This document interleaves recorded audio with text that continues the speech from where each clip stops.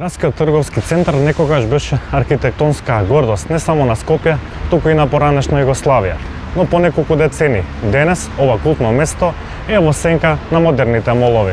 Дуќан кој се издава за 0 денари кирија. Ваквата слика послужи за подсмев на социјалните мрежи со статусот на ГТЦ. Додека цените за деловниот простор во строгиот центар на Скопје драстично растат, се проценува дека просечна цена за метар квадратен во ГТЦ е околу 2000 евра, а изнајмување околу 50 евра за квадрат. Горниот кат на ГТЦ е најмалку посетен, бидејќи голем број од дуќаните се неиздадени, така често може да сретнете надпис "Се продава" или "Се издава".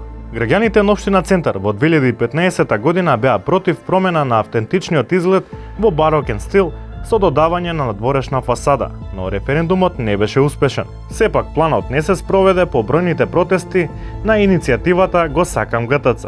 Кровот на ГТЦ во студијата на UNDP беше оценет како една од најжешките точки во Скопје и се финансираше проект за поставување вештачки парк и зеленило, што не беше целосно завршен, но и овој простор ретко се користи.